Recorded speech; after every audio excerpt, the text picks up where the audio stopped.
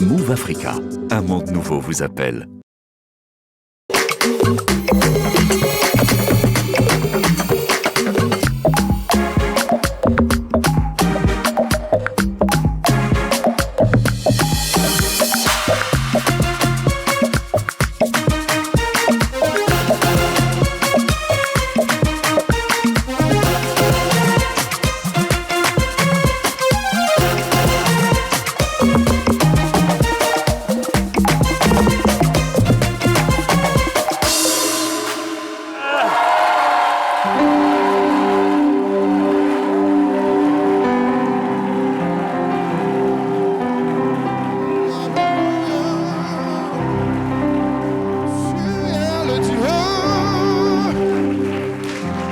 Dieu d'Abraham, je te célèbre pour ta victoire.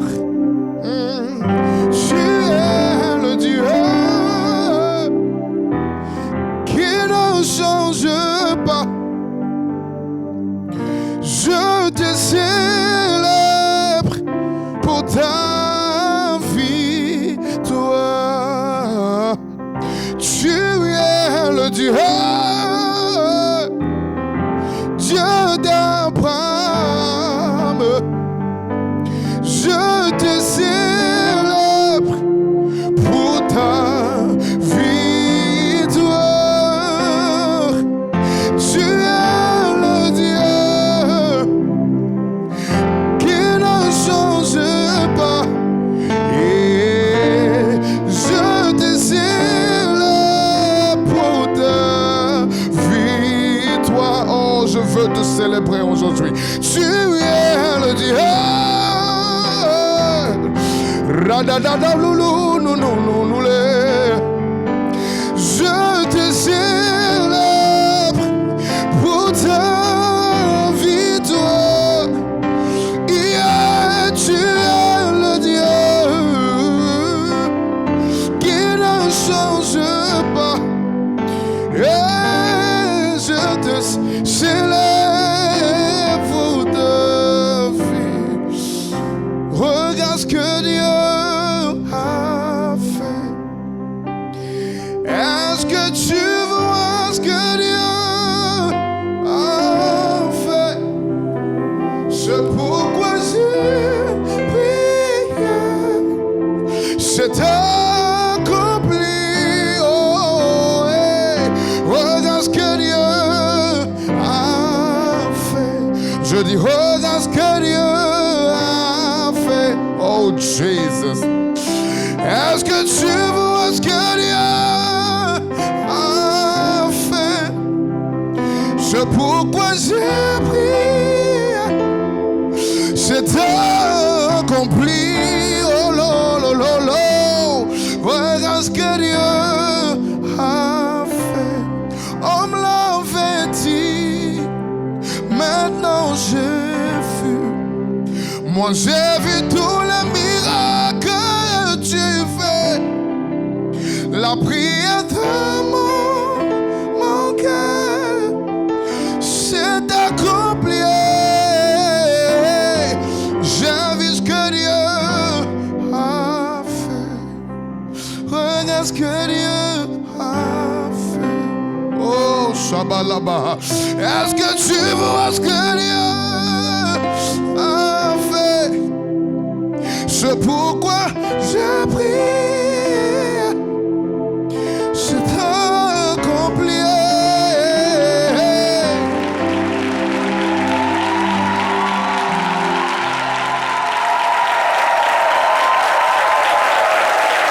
Bonjour à tous, merci de nous recevoir chez vous, merci de nous rejoindre sur RTI 1. On aime bien démarrer l'émission comme ça, en douceur, en musique, en live. Aujourd'hui avec Joshua Dadi, artiste gospel. Bonjour. Bonjour. Comment vous allez? Tout va bien. Grâce de Dieu. Alors, tout va tellement bien que vous préparez un concert pour ce dimanche 2 mars au Palais de la Culture de Trècheville. Le Fire Concert, c'est bien évidemment ce dimanche 2 mars au Palais de la Culture à partir de 15h. À partir de 15h, nous allons bâtir un hôtel d'adoration. Dieu m'a mis à cœur de rassembler son peuple afin qu'ensemble nous puissions élever vers lui des parfums d'adoration. Il m'a dit que lorsque vous allez vous rassembler, que vous allez m'invoquer, je descendrai du milieu de vous et je vais restaurer la vie de chacun. Très bien. C'est ce qui va se passer ce jour. Alors, effusion du Saint-Esprit attendue à ce concert. Vous aurez également des collègues qui seront là avec vous pour entretenir donc, le peuple de Dieu qui fera le déplacement. Mais en tout cas, merci beaucoup d'être passé sur le plateau de ce midi. C'est moi qui vous dis. Merci beaucoup. God bless. Alors, nos chroniqueurs du jour sont installés. Bonjour André Abi. Bonjour Eva, bonjour Très belle chaleureux chemise, public. Merci bien, merci. C'est une chemise de Patéo, je suis fier de la porter. Et l'occasion pour nous également de rappeler qu'aujourd'hui, 27 février, est déclarée donc journée mondiale des ONG et aussi donc l'occasion de rendre hommage à toutes ces personnes qui travaillent pour des causes nobles et qui travaillent de façon permanente pour des causes nobles partout dans le monde. On pense par exemple à Médecins sans frontières. Voilà. D'accord. Bonjour Moya Kwakoukan. Bonjour Eva. Bon retour parmi nous. Oui, très contente d'être de retour. Et comme Abi vous l'avez dit, aujourd'hui c'est la journée internationale des ONG. Moi, mon petit clin d'œil va vers les ONG qui travaillent spécialement avec les enfants et les femmes vulnérables. Très bien. Alors, il y a un absent. Je pense qu'il est un peu plus bas là. Oh là là.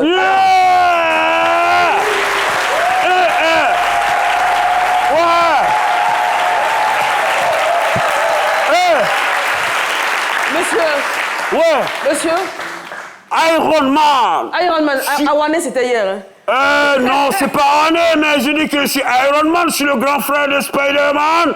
Je suis venu ici pour protéger ce public. Alors, madame,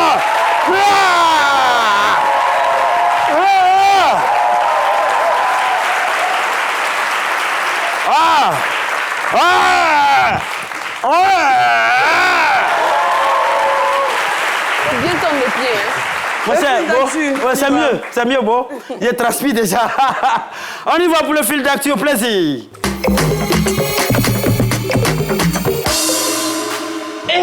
Aujourd'hui aussi, c'est un autre jour.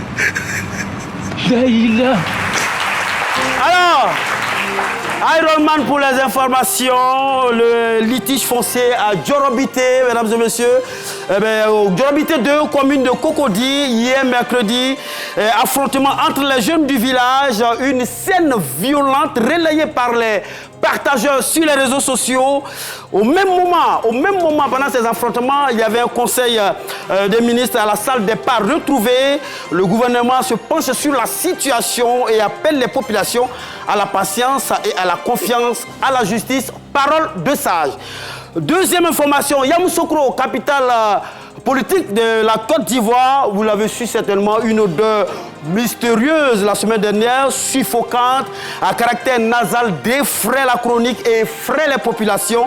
Une odeur nauséabonde inhabituelle proviendrait du lac au Caïman. Alors, lac au Caïman qui, dans tous les cas, ment. C'est que le Caïman, dans tous les cas, il ment. Bref, les autorités locales ont pris les dispositions pour éradiquer cette usure odorante. Alors, actuellement où je vous parle, pour enlever cette odeur-là, ce sont 13 citernes de parfum, 12 citernes de Wusuna qui sont en direction de Yamoussoukro. Mais attention, c'est vrai qu'on parle d'odeur, mais on a qu'à bien fouiller. Yamoussoukro, c'est chez les Baoulés. Oh, on sait que les Baoulés, ils aiment. Adieu va, comment on appelle la sauce là-bas? Guaguassou. Souvent, cette odeur-là ressemble à l'odeur de cette sauce, donc faisons très très attention. Attention, direction Tanzanie, oui. Attention, au Trace Afrique Award, les nouvelles sont bizarres. Selon des informations de sources non concordantes, la team Peya aurait refusé de faire la balance avec Tamsi.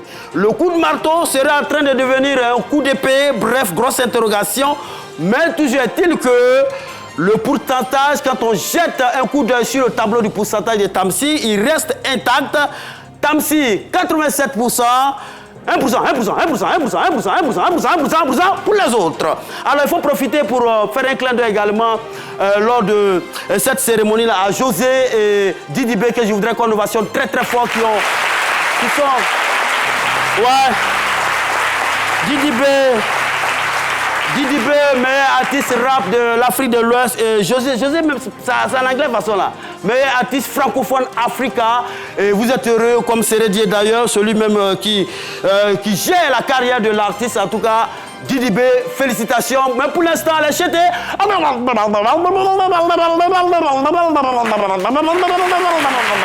Merci. Merci, Dr. Philo.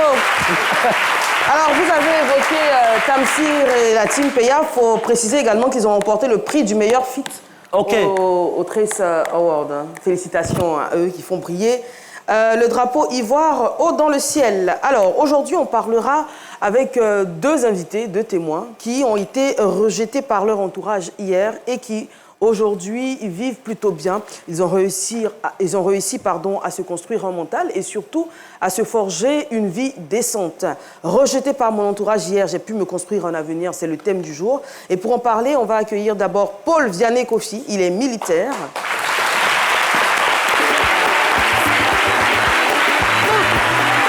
Et Aka Blessing, elle est artiste chante.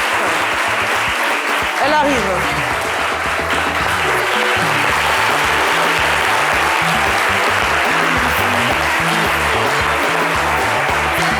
Bonjour à vous, soyez les bienvenus. Bonjour. Deux jeunes invités aujourd'hui, la jeunesse sur ce plateau. Paul Vianney, vous avez 21 ans. Blessing, vous en avez 19. Oui, 19. Quoi? Vous vous sentez vieux tout d'un coup. Si, on a le monde, ouais. Félicitations encore. L'histoire du jour, signé à dire Raymond, à tout de suite. J'ai honte même. Il est vrai que la galère touche un peu tout le monde. Resserrement économique oblige. Toutefois, il n'y a qu'à apprécier l'aboutissement de la persévérance de certaines personnes pour croire aussi que rien n'est impossible. Aka Blessing, chante chrétienne, et Paul Kofi, militaire dans l'armée américaine, sont des exemples concrets de résilience. Chacun est le fruit d'un combat, d'une histoire, d'une réalité. Ce sont ces expériences qu'ils partagent ce jeudi sur le plateau de C'est Midi avec Eva Amani et ses chroniqueurs. De ma destinée.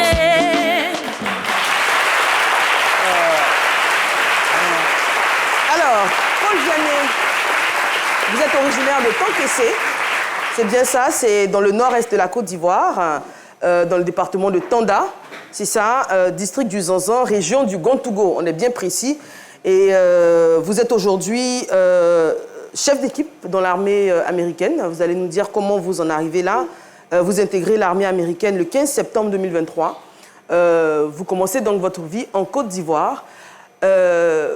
Votre histoire commence, vous naissez dans une famille et finalement vos parents se séparent. Pourquoi est-ce que votre mère décide de partir? Il y a eu beaucoup de choses. Déjà, ma mère était jalousée. Elle était très jalousée depuis son enfance. Elle était jalousée. Donc, par qui? Pardon? Par qui? Qui la jalousait? Les cousins, vous savez, la famille en Afrique, les cousins, les cousines. Parce que ma mère, en fait, elle était très forte à l'école. D'accord. C'est tout le contraire de moi. Voilà, elle était très forte à l'école et même, elle était drépanocytaire. Donc, elle peut faire peut-être 4 mois, 6 mois sans partir à l'école et elle passe la classe. Mais les cousins, eux, 3 ans, sont dans la même classe, le bac 4 fois. Donc, bon, et elle, on la préférait beaucoup. Voilà, on la dorlotait parce qu'elle était forte à l'école. Et donc, elle avait certains privilèges. Et vu qu'elle était drépanocytaire, on lui évitait de faire certaines tâches physiques. Donc, tout ça, ça a semé des choses, plein de choses dans le cœur des cousins et tout ça. Donc, ils ont gardé dans leur cœur. Même souvent, même quand ils faisaient des réunions de famille, voilà, ça sortait. Ça sortait. Non, toi, tu avais ci, tu avais ça, ils t'ont aidé, ils t'ont plus aidé. Nous, donc, c'était un peu ça. D'accord. Donc, il y a eu plein de complots. Voilà. D'accord. Avant de rencontrer votre père? Oui, et ça a continué aussi. Et quand elle a rencontré votre père, ça a continué? Oui, oui. Dans quelle... déjà, quelle façon? mon père, lui, il était l'oncle de ma mère, a été le tuteur de mon père. Voilà, quand il était jeune. D'accord. Donc, ma mère était très jeune et bon, on dirait qu'elle était jolie. Et mon père, lui, il aimait ma mère, en fait. Mais elle était toute petite. Et donc, il se disait que quand il allait grandir, il allait l'épouser. Du coup, donc ça fait plein de privilèges, tout ça. Et donc, c'était quelqu'un qui se battait dans la vie, tout ça. Il a eu son master en Côte d'Ivoire avant même de s'envoler. Et donc, quand il s'est mis avec ma mère, bon, des années plus tard, hein, quand elle était âgée, tout ça, j'ai une grande sœur, bon, d'une autre relation. Donc, après ça, quand elle s'est mise avec mon père, c'est lui qui est venu vers elle, hein, voilà. Ça a mis du temps. Et Donc, ils se sont mis ensemble. Elle avait des privilèges, comme un chauffeur, par exemple. Et il y avait plein de femmes qui jalousaient. Et mon père aussi, c'était un homme à femme. Donc, aujourd'hui, il est ici, demain, il est là-bas, demain, il ne sait pas. Après, il est ici, on l'a vu ici, dans telle famille, mais on ne sait plus. Donc, bon. Donc, ma mère, bon, on ne pouvait pas l'attraper. Donc, ma mère, en tout cas, elle ne se sentait pas menacée, parce que, bon, c'était comme ça, lui-même, il était. Et, bon, il y a eu un ami de mon père qui a comploté contre ma mère, parce qu'en fait, il était avec sa copine était la mère de la copine de la femme qui voulait mon père. Une affaire bizarre. Est-ce que vous pouvez répéter pour qu'on puisse... Je peux répéter. C'est-à-dire, l'ami de mon père. L'ami de votre père. Mon père. Il sortait avec une dame. Il sortait avec une dame. voulait que sa fille soit avec mon père. Parce que c'était quelqu'un qui se sortait très bien dans la vie. Pardon. L'ami de votre père sortait avec une dame. Et cette dame voulait donner sa fille à votre père. Exactement, vous avez OK, on comprend mieux. Et donc, la fille était la secrétaire de ma mère. De votre mère. C'était la secrétaire de votre mère. De ma mère. D'accord. Et donc, souvent, même ma mère ne m'a rien raconté parce qu'elle était chrétienne, elle est croit au pardon. Donc, elle ne m'a jamais rien raconté. Et c'est les gens, même après son décès, qui m'ont raconté tant. Mais moi, ma mère ne m'a pas raconté parce qu'il sait qu'elle ne voulait rien semer dans mon cœur. Parce que c'est très rancunier. Donc, elle ne m'a rien dit. Mais donc, souvent, même, on dit une fois, ma mère était rentrée dans son bureau, elle avait vu des canaris dans son bureau où elle travaillait. Puis, elle avait appelé le vigile pour enlever. Donc, il y a eu plein de trucs qui sont passés. On ne peut pas tout raconter, mais il y a eu plein de trucs. Donc finalement, votre père... Ils ont raconté des bêtises sur ma maman, tout ça. Bon. Qui ne se sépare, en fait. Donc finalement... C'est ce qui est arrivé. Vos parents se sont séparés. Votre père s'est mis en couple avec la secrétaire... Il est parti s'installer aux États-Unis avec elle. ...de votre maman. Oui. Et votre mère, elle est partie avec vous. Oui, oui. Voilà. Et comment vous évoluez dans la famille... Parce que vous restez dans la famille maternelle. Comment vous évoluez dans votre famille maternelle? D'abord, on vivait chez ma grand-mère à Bobo, à Vocatier. Et puis bon... on vivait tous en famille, les frères, les soeurs, donc avec les conflits, tout ça. Et ma mère, bon, elle était mère célibataire, donc il fallait qu'elle s'envole de ses propres ailes. Donc elle a pris un petit studio. Après, quelques années après, on vivait dans le même Abobo à Vocatier, mais dans un immeuble, un vieil immeuble. Elle a pris un studio là-bas et elle s'est débrouillée. Elle était secrétaire des paroisses. Donc, parce qu'elle avait fait des études de droit, mais elle n'avait pas terminé. Parce qu'elle aurait dû apprendre à se débrouiller très tôt pour avoir son argent elle-même. Donc elle s'est débrouillée comme ça. Bon, ça rapporte vraiment pas beaucoup, secrétaire des paroisses, mais elle arrivait au moins à nous donner à manger, à nous habiller. Elle aidait même des gens, et nous-mêmes on se plaignait. Alors, toi, tu vas dans une situation et tu aides les gens. Bon, toi, personne ne t'aide, donc bon, c'était un peu comme ça. Par qui vous avez été rejeté? Ah, plein de gens. Déjà, comme je l'ai dit, on jalousait ma mère depuis l'enfance.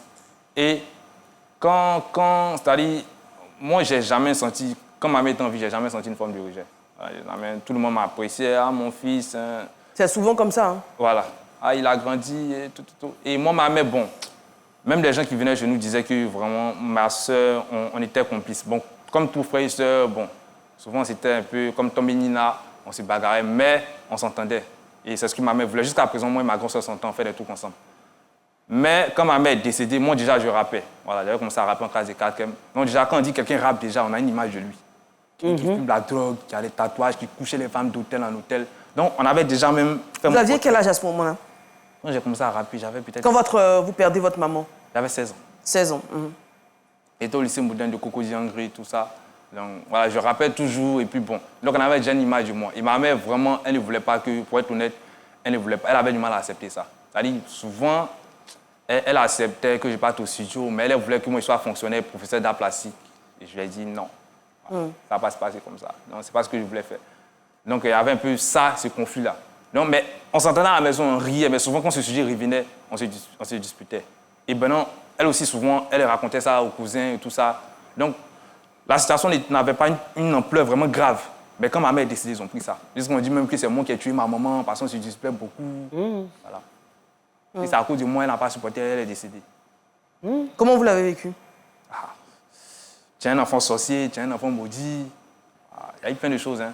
Et puis, ce n'est pas seulement les injures. Moi, je faisais tout ce qu'on me demande. Vous savez, quand tu es chez quelqu'un, tu n'as pas vraiment le choix, même si tu es musclé. Vous viviez chez qui à ce moment-là? Bon, après le décès de ma mère, il y a un oncle, non, je ne vais pas citer le nom, lui, il avait de l'argent.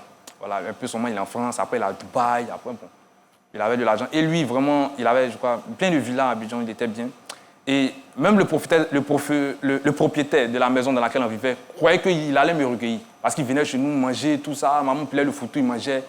Et donc, tout le monde croyait que c'était lui qui allait me recueillir, en fait. J'ai jamais eu de problème avec lui, manque de respect, tout et tout.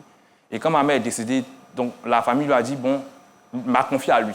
Et en dernière minute, il a refusé parce qu'il a dit que oui, le frère de sa femme est dans le showbiz aussi. Donc, si moi j'arrive à la maison, ce ne sera pas bon, ce sera deux problèmes, tout ça, moi que je rappe, vraiment. Et il n'y a même pas assez de lits. En tout cas, il a trouvé des excuses. Il a dit qu'il ne peut pas me recevoir. Donc vous êtes finalement qui vous a recueilli? Un autre cousin de ma maman, ben, c'est lui-même qui était vraiment blessé, même qui m'a recueilli.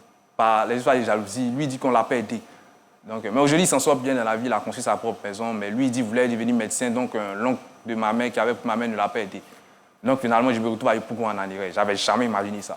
Donc, voilà. Et puis, à l'école aussi, j'étais un élève très moyen. Donc, cette image, quelqu'un qui rappe... Excusez-moi, vous n'avez jamais imaginé de vous retrouver à Yopougon en Aniré? Pour être honnête, j'essaie d'être honnête, oui. Nous qui sommes à Yopougon, là, nous, comment là? Non, je n'ai pas dit que c'est une mauvaise... Ah, ok. Non, il parle de sa vie d'avant. Sa vie d'avant. J'avais jamais imaginé ma vie. Non, on a l'aise à Yopougon. Bon, ou bien? Ah, mais Eva, vraiment, je suis désolé, mais souffrez que je ne pose pas de questions. Parce que c'est pourquoi je suis calme. Quand vous les présentiez, vous avez dit, lui, il a 21 ans, elle a 19. 21 plus 19, ça fait 40. J'ai plus de 40 ans. Excusez-moi, non, c'est un mea culpa. Vraiment, je vais me débarrasser de tout ça. Avec bon, franchement, enlevez vos jouets, là. Voilà, franchement, faut pas, je vais redevenir moi-même. Je m'appelle M. Djarasouba. Je suis M. Djarasouba. Ah, vraiment, je suis M. Djarasouba. Je suis chroniqueur à la télévision. Et je suis là pour montrer, je suis un responsable père de famille. Il ne faut pas, je vais aller poser des questions, quelqu'un va me manquer de respect. C'est vraiment... D'accord. On continue votre débat. On continue. Moi aussi, je n'ai jamais imaginé ça un jour aussi. Jamais imaginé.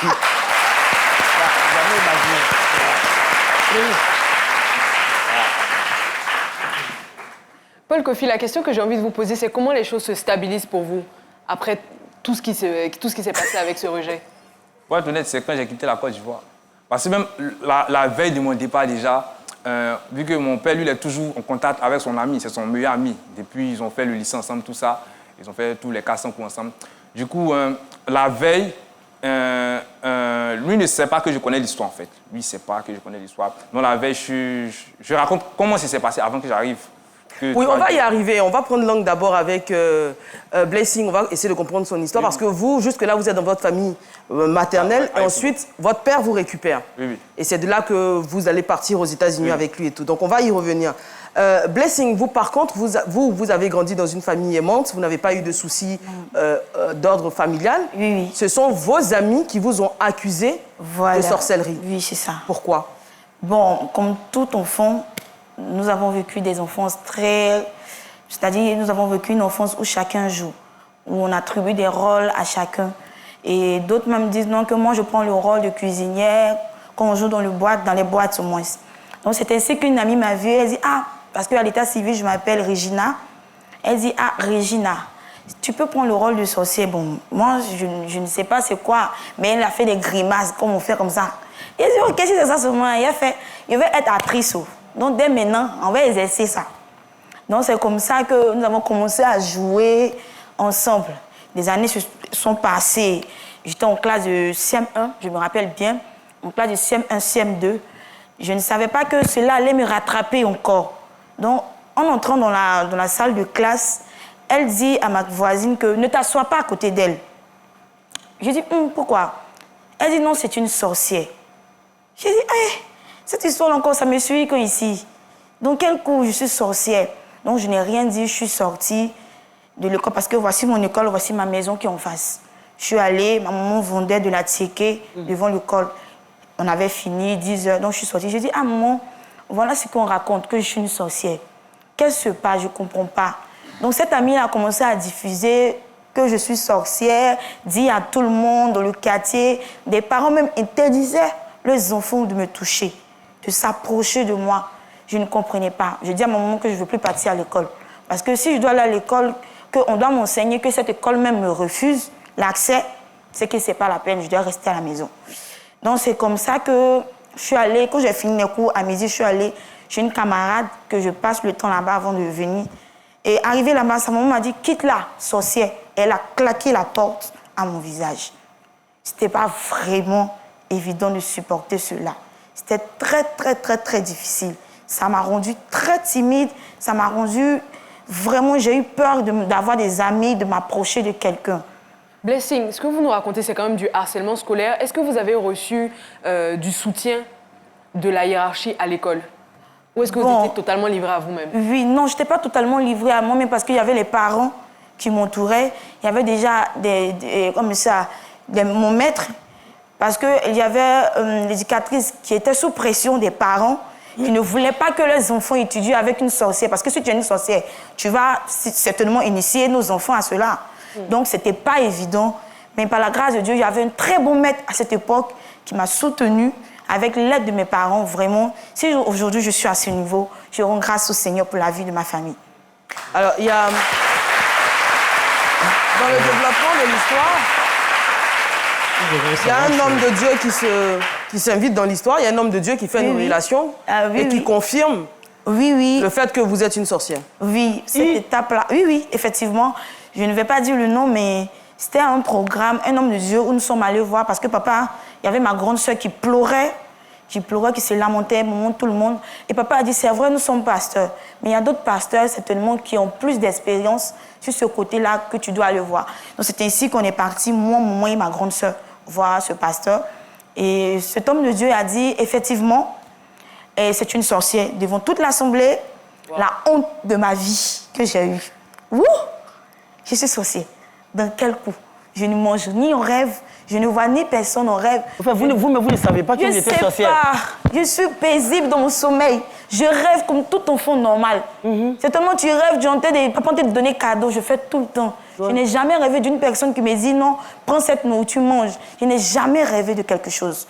Donc, je ne sais pas. Ça m'a mis dans tous mes états. Ça a fait que ma grande sœur pleurait de tout. Je ne sais pas comment je vais dire. Donc, arrivé à la maison, ma grande sœur a dit à papa, maman a dit que non, je ne peux pas croire, je ne peux pas. C'est mon 9 mois, je l'ai porté. Si elle est sorcière, je vais savoir que je ne peux pas. C'est ici que papa a dit, OK, on va aller voir un autre serviteur de Dieu. Ce serviteur de Dieu, je le salue, je préfère taire le nom. C'est ainsi que nous sommes allés voir le serviteur de Dieu et c'est lui qui a éclairci les choses en disant, c'est une appelée. Ta maman ne faisait pas d'enfant après ta grande sœur, après 9 ans. Voilà, après ta grande sœur ne faisait pas d'enfant. Donc, elle a dit à Dieu, tout sexe que tu vas me donner te glorifiera. Donc, c'est ainsi que Dieu a envoyé et maman, après cela, a oublié. Donc, c'est ainsi qu'il y a une lutte entre les ténèbres et la lumière. Donc, c'est pourquoi le diable a utilisé cette personne-là afin de me coller cette étiquette au visage. En fait, si je comprends bien, c'est une prophétie qui devait se réaliser. Voilà, c'est une prophétie, effectivement. Tout ce qui est arrivé. Voilà, c'est une prophétie qui devait se réaliser. C'est-à-dire qu'il a fallu que cette fille soit utilisée par les débuts pour que ma maman se rappelle de la promesse qu'elle avait faite à l'Éternel. Alors, comment vous réagissez quand on vous assène un homme de Dieu devant une assemblée devant du monde que vous êtes sorcière? Je vous assure que je n'ai pas parlé. Comme je vous l'ai dit, ça m'a rendue très, très timide. Je n'ai pas parlé, j'ai fait que couler les larmes. Je n'ai même pas dit un seul mot jusqu'à arriver à la maison, dans la voiture. Je n'ai rien dit. Arrivé à la maison, même à la maison, je n'ai pas parlé. C'est ma grande sœur et ma maman qui expliquaient, je faisais que pleurer. Je me suis même enfuie de la maison. Hein. Je me suis enfuie de la maison. Souvent, il y a des sorcelleries aussi. Excuse-moi, mais tu ne sais même pas que tu es sorcière, ça arrive. Hein. Oui, c'est un jour tu te rends... Oui, tu te rends compte. Mais non, ce n'était pas le cas, en fait. Non, la preuve sur ce plateau, moi, c'est maintenant que je me rends compte que j'ai plus de 40 ans. Donc, je veux dire que quand voilà, donc, je veux dire, ça peut arriver. Voilà, donc... Mais cet homme de Dieu, peut-être qu'il n'a pas tort totalement. C'est bien. Mais la question que j'aimerais savoir, c'est une fois que vous avez été en griffe blanchie par l'autre homme de Dieu, est-ce que les choses ont changé pour vous? Effectivement. J'ai été consacrée à l'âge de 12 ans dans mon église. J'ai pris le relais de chante lead à l'église. Voilà, c'est ainsi que tout a démarré pour moi. Et je peux dire que cette même fille, jusqu'à présent, glorifie toujours le nom du Seigneur pour ma vie. Allait dire à tout le monde que tout ce qu'elle avait dit était faux. Et vraiment, je rends grâce au Seigneur de m'avoir blanchi.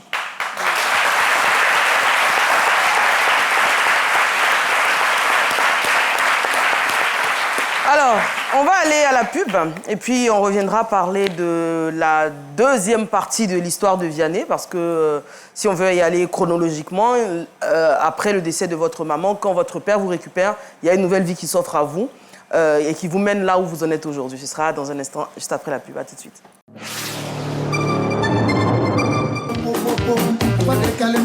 Mesdames, Messieurs, vous êtes sur la meilleure des chaînes, vous êtes à Tempo, l'émission de divertissement par excellence. Et les gars, Tempo! C'est pas à cause de Yuri des gens que je vais me donner un jour. Tata Naomi, Jopo Nato, on danse comme ça, on danse comme ça, on danse comme ça. Il est toujours clean aujourd'hui. C'est la team de boy en featuring. C'est le débat derrière. Ça dépend, ça dépend, ça dépend, ça dépend. Allez, on débarras, on débarras, on débarras, on débarras, on débarras, on débarras. Envoyez, on est encore assis. Envoyez, on est encore assis. Où est le décapsuleur? Les biens là sont placés. Où sont les chambres?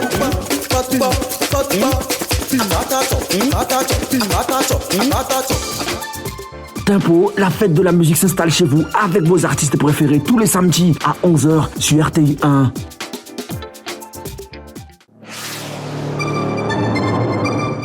Famille et amis, bienvenue chez Caroline, bienvenue dans Escale familiale. Ma chérie, y'a pas beau. J'entends souvent que les femmes ont du mal à reconnaître leurs erreurs.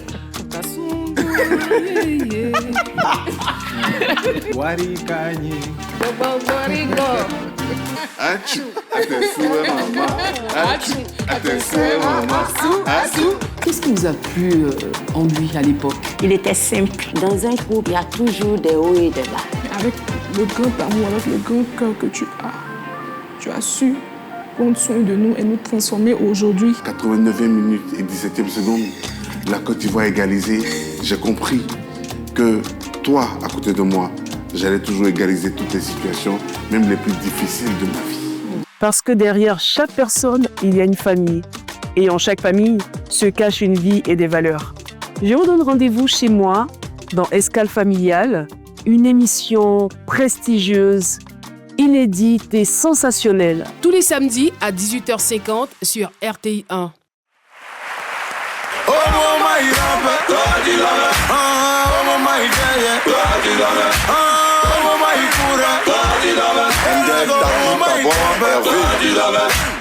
Pourquoi t'es jaloux de Dieu? Pourquoi t'es jaloux de Dieu? Alors, on va faire un coucou à la 23e promotion de la gendarmerie de Torogué pour ce son devenu complètement mythique qui... Docteur Philo, pourquoi vous êtes changé? Pourquoi vous êtes changé? Vous avez changé de vêtements? Non, mais vous êtes un peu plus responsable. Des responsabilités, ouais. Tant que les deux là vont pas, ma tête va pas... Alors, ceux qui sont dans le public, ils sont encore plus jeunes, docteur Philo, vous n'êtes pas très à l'aise parce qu'il s'agit des étudiants en première et deuxième année de technique hôtellerie, en sciences médico-sociales et les élèves en G1, secrétariat de l'Institut de formation Sainte-Marie de Cocody.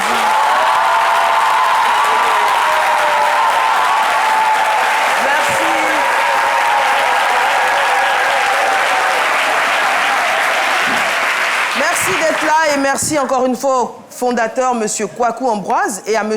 Gustave Kwame, qui s'occupe de la communication, le directeur de la communication, justement. Et merci également à M. Seri Marius. Merci pour votre fidélité.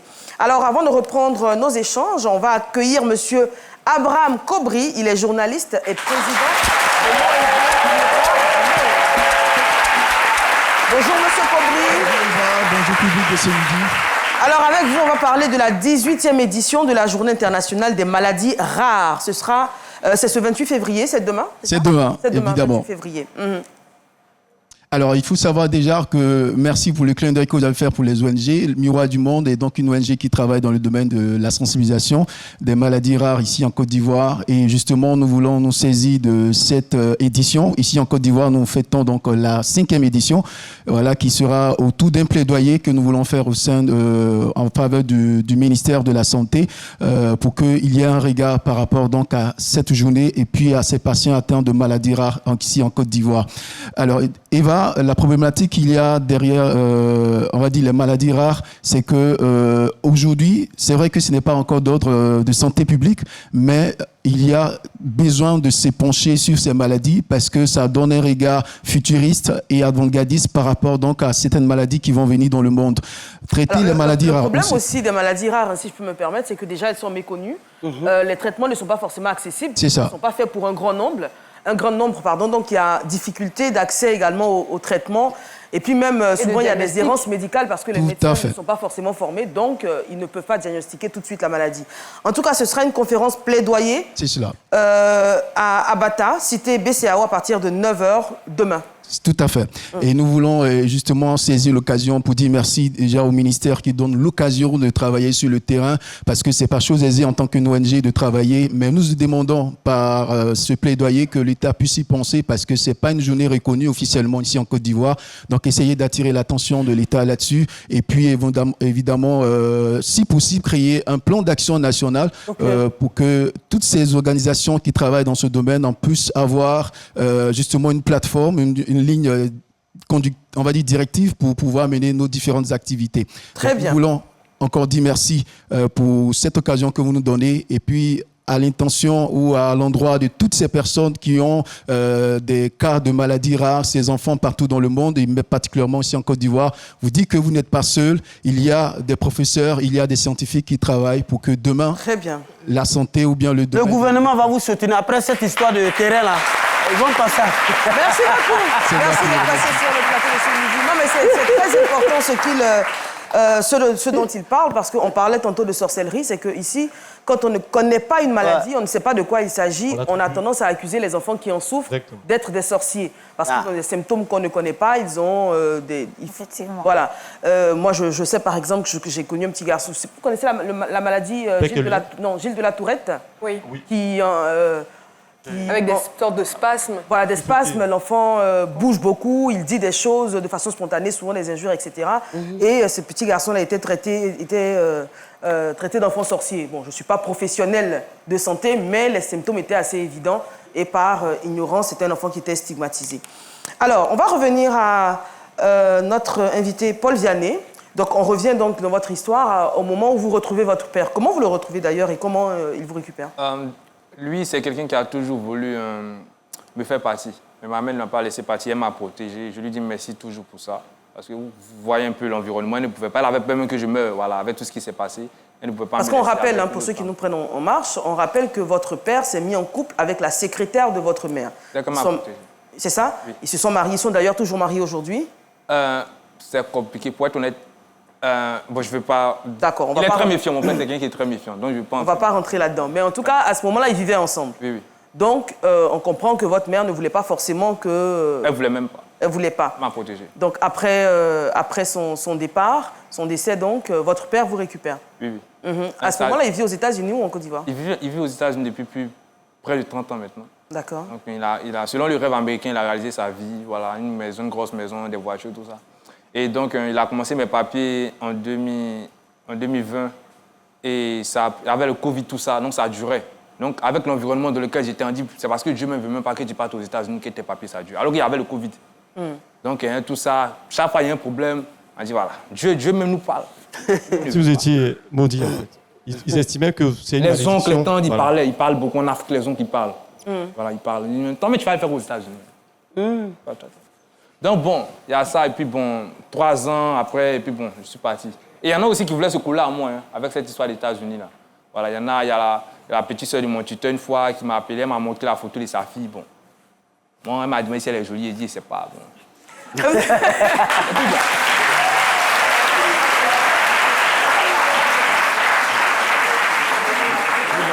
Et puis bon. Mais elle était jolie ou pas? Elle est vilaine. Oh non! Ça se dit pas!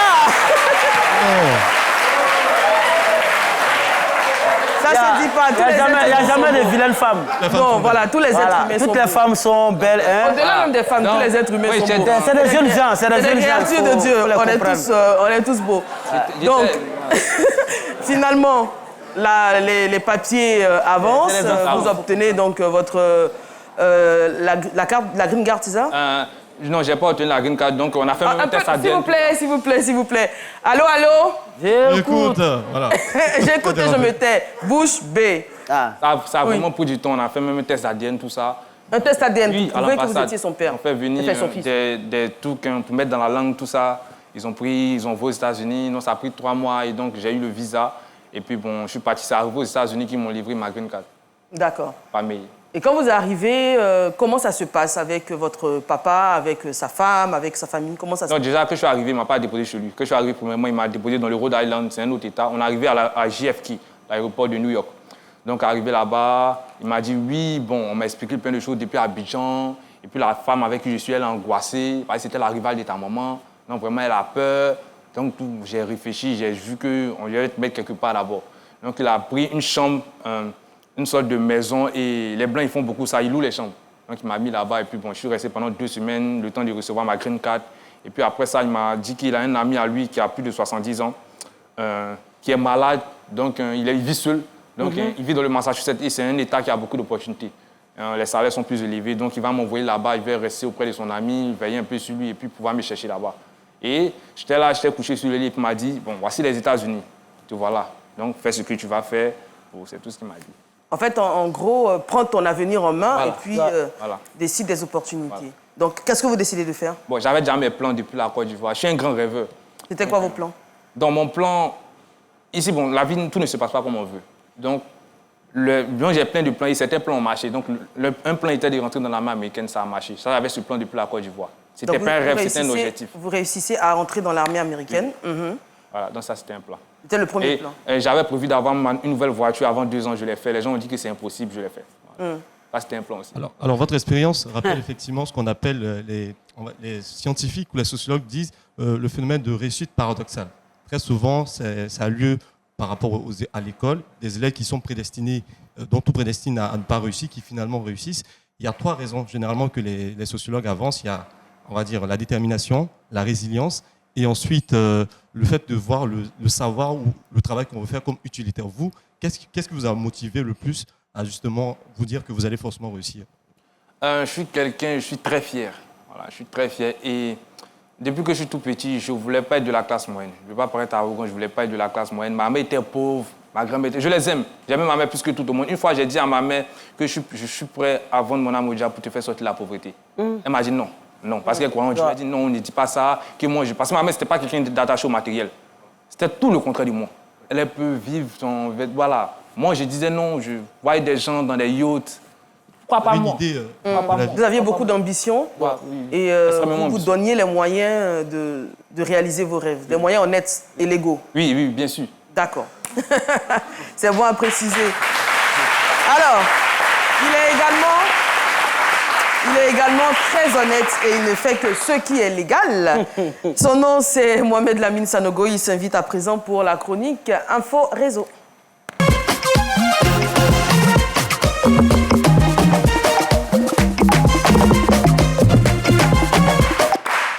Bonjour Momo. Bonjour Eva, bonjour à tous. Alors Eva, est-ce que vous êtes beaucoup SMS? Ou vous préférez les appels téléphoniques? Les messages. Les messages, ok. Alors il y a un SMS, il y a un visuel qui est sur les réseaux sociaux. Il s'agit de la première fois où... avant, le fiancé de Connie Touré lui envoyait un SMS par écrit, un message donc écrit où il lui a déclaré sa flamme. Et 2 ans plus tard, aujourd'hui, ils sont mariés, ils sont tous ensemble. En fait, c'est inciter les jeunes, voilà, il y a beaucoup de jeunes ici dans le studio, inciter les jeunes à aller de l'avant, à être courageux, à envoyer vos messages à vos pointeurs, à vos pointeuses. Non, ils sont jeunes. Ils sont jeunes, voilà. Concentrez-vous sur les... Non, 19 ans, ils sont pas âgés. Concentrez-vous sur les... Faut me parler. Allez à l'école. Filles comme garçons, pas de SMS, pas de messages. Philo, vous êtes mariés. Donc je dirais, voilà, à ceux qui aimeraient donc déclarer leur flamme à ces personnes qu'ils aiment, allez-y, prenez votre courage à 2 mains, envoyez des SMS, ça a donné le résultat aujourd'hui. Connie Touré et Abdoul Show, Connie Touré, personnalité des médias ici en Côte d'Ivoire, ils sont mariés. Par contre, il y en a beaucoup qui n'aiment pas des appels. Ils n'aiment pas recevoir les appels. Ça s'appelle la téléphonophobie. On a un élément et on revient tout à l'heure. J'ai eu très longtemps peur des appels. En fait, j'ai peur qu'on m'appelle et qu'on me dise qu'il y a un problème. Plus SMS ou appel téléphonique? SMS de loin. Parce que les appels, je sais pas combien de temps ça va durer. Je ne réponds jamais. Mais je rappelle très vite. C'est ce qu'on appelle la téléphonophobie, mais qu'est-ce que c'est exactement? La téléphonophobie fait partie, d'une certaine manière, de l'ensemble qu'on appellerait phobie sociale. Le téléphone, à l'inverse de ce que l'on croit, c'est plutôt intime, puisque nous parlons en général dans l'oreille de l'autre. Les autres modes de communication auxquels on a été habitué depuis quand même pas mal d'années, les SMS, les mails, où là, en effet, en général, parce qu'on écrit, il y a un contrôle. Il est évident que finalement, cette génération a une tendance à se mettre trop la pression, se dire à quel point est-ce que je vais peut-être me planter, être à la hauteur, ou subir un échec. La téléphonophobie commence à être un grand engouement ici en Côte d'Ivoire parce que de plus en plus, on a l'impression d'être envahi, d'être stressé, d'être menacé. On a l'impression que c'est un peu de trop. Souvent, on voit 1001 appels. Toutes les personnes veulent appeler, veulent parler au bout du fil, alors que voilà, les SMS passent. Est-ce qu'il ne faut pas privilégier les moyens d'antan, c'est-à-dire les emails ou la vraie communication, aller avec ses amis, avec sa famille, aller autour d'un brunch, manger un pot, et surtout éviter tout ce qui est appel et tout ce qui est SMS. Parce qu'on a remarqué que de moins en moins, les jeunes ou les personnes même cohabitent ensemble. Tout est fait via les réseaux sociaux et via SMS. Et je pense que c'est le volet négatif donc de la téléphonophobie. Et là, en dernier lieu, on a un jeune, Mahmoud Akram, qui parle 400 langues. 400 langues, effectivement, c'est à encourager. Par contre, en Côte d'Ivoire, on devrait plutôt encourager, en plus de l'anglais, du français, de l'espagnol, les langues locales. Ça, c'est pour inciter tous les jeunes à retourner vers les villages, vers leur localité et s'imprégner plus de tout ce qui est ethnique et des langues locales. Parmi les 400 langues, excuse-moi, il parle une langue ivoirienne? Je pense qu'il parle le baoulé. Ouh! Ouais.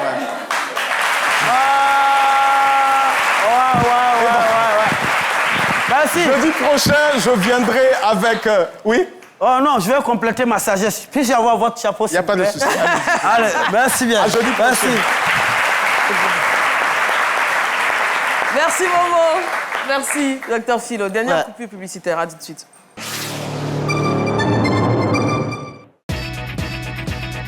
Les samedis de Naomi, l'effet week-end commence ici. Que vous soyez amateur de culture, passionné de sport ou en quête de rire, chaque épisode de votre nouvelle émission Les Samedis de Naomi est une aventure interactive. Tellement ils avaient faim, ils ont moyen attiré 4800 poissons 200. Il a diminué, Il faut diminuer. Avec toute la famille, rejoignez-nous tous les samedis à 7h30 sur RTI 1 pour faire le plein de bonne humeur. Joie de vivre, bonne humeur assurée, n'est-ce pas les gars? Restez connectés, l'effet week-end commence ici avec les samedis de Naomi. Retour sur le plateau de ce midi. Merci beaucoup de votre fidélité. Alors, on est pratiquement au terme de l'émission. Est-ce que vous avez des dernières questions pour nos invités ou des conseils ou points de vue tout dernier avant la fin? Moi, j'aimerais vraiment vous encourager parce que, comme je vous l'ai dit, vous faites partie vraiment de cette élite-là. Vous montrez qu'on n'est pas forcément tributaire de ces conditions, de tout ce qu'on peut dire sur nous pour réussir. Donc, vous êtes un parfait modèle et on vous encourage notamment. Merci beaucoup. Vous êtes très jeune, hein? Mais moi, si j'avais un conseil à vous donner, ce serait plutôt par rapport au matérialisme. C'est bien d'accumuler du bien matériel, mais ce n'est pas une fin en soi. J'espère que vous allez développer aussi, on va dire, un côté plus spirituel et une connexion à la vie en dehors du matériel, parce que ça ne fait pas tout. Et pour vous, Aka Blessing, déjà beaucoup de courage pour ce que vous avez vécu. Et vraiment, je trouve ça dommage qu'on soit dans un pays où la sorcellerie est utilisée pour justifier le fait d'ostraciser certaines personnes, de les discriminer, de les empêcher même d'avoir accès à la santé, d'avoir accès à l'éducation. C'est dommage qu'on soit dans un pays qui continue en tout cas, à exhiber ce genre de comportement. C'est dommage. C'est des jeunes gens qu'il faut encourager. Bon, j'ai pas envie de dire des enfants, mais c'est des jeunes que nous encourageons. En même temps, c'est un message fort qu'ils font passer à tous ceux qui se trouvent dans ce genre de situation-là, qui peuvent persévérer. Et vous, l'armée américaine, on attend de voir votre femme pour voir à qui elle ressemble. Et faites tout pour avoir une jolie femme. Voilà. Merci. Alors, Blessing, vous serez en concert, hein, vous avez un concert dénommé Ma Reconnaissance, ce samedi 1er mars, à la Maison Blanche, c'est à Koumassi à partir de 14h, c'est ça? Oui, effectivement, Eva, c'est un concert que je dis merci à l'Éternel avec, parce que ce jour-là, il m'a permis d'avoir 1 an de carrière officiellement et aussi d'avoir 1 an de plus, double reconnaissance. Joyeux anniversaire en avance. Merci. Merci, c'est gentil. Donc c'est une double reconnaissance. Alors j'invite tous mes frères et sœurs, non chrétiens, chrétiens, toutes ces personnes-là, à être là ce jour-là, à partir de 14h à la Maison Blanche de Koumassi, pour lui rendre gloire du fait qu'il nous a donné la santé et le souffle de vie. Paul Vianney Kofi, on va prendre votre mot de fin, déjà votre message à l'endroit de la jeunesse, parce que vous êtes un jeune, on l'a dit, vous avez 21 ans, vous êtes très déterminé, vous semblez savoir ce que vous voulez et comment y arriver. Alors, message pour la jeunesse. Je vais dire aux jeunes, bon, tout le monde, les vieux, les jeunes, surtout si vous avez vos parents, vous avez la chance d'avoir vos parents en vie. Donc, respectez beaucoup vos parents, tout le monde. Pourquoi? Respectez beaucoup. Moi, je ne suis pas défendre un conseil à tes amis. Moi, je suis pas votre adjoint. Je ne pas ça. Voilà. Il dit même les vieux, donc docteur Philo, écoutez. Respectez vos parents, docteur Philo. J'ai compris quelque chose. Il y a un proverbe qui dit mieux vaut un petit chez soi qu'un grand chez les autres. Ça, j'ai compris ça. J'ai compris. J'ai beaucoup pleuré dans ma vie. J'ai compris ça. Donc, même si vos parents n'ont pas d'argent, souvent vous trouvez qu'ils sont méchants. Ils ne sont pas du tout méchants. Souvent, ils n'ont pas. Ou souvent, ce n'est pas le bon moment. Parce que tu vois ton oncle qui est engrais, tu penses qu'il va t'aider, il ne va jamais t'aider. Il ne va même pas t'aider. Il ment. Donc, moi, c'est le conseil. Donc, respectez beaucoup vos parents. Et moi, je me suis promis que moi, mes enfants... On va s'arrêter là. Ne vont jamais être chez quelqu'un. Donc, moi, moi, je me préserve. Donc, avant d'être avec quelqu'un, avant d'avoir des enfants, prévoyez leur futur. Ne comptez pas sur les gens. Sinon, merci beaucoup. Très important. On va se séparer avec la prestation de la chanteuse Aka Blessing. Le titre, c'est mon tour. À demain. Merci de votre fidélité. Arrêtez de manger, c'est bon.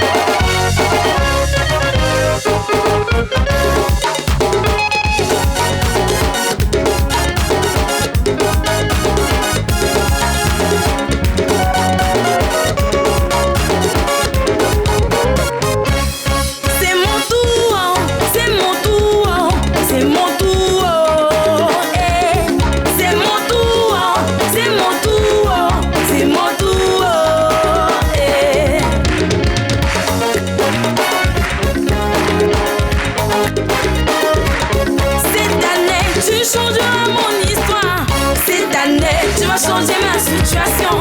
Cette année, tu changeras mon histoire. Cette année, tu vas changer ma situation. Je suis fatiguée de tous ces pleurs. Jésus, cette année, tu changeras ma situation. Je suis fatiguée de tous ces pleurs. Jésus, cette année, tu vas changer mon histoire. Oh, exauce-moi. Oui, lève-toi. Oh, exauce-moi, Jésus.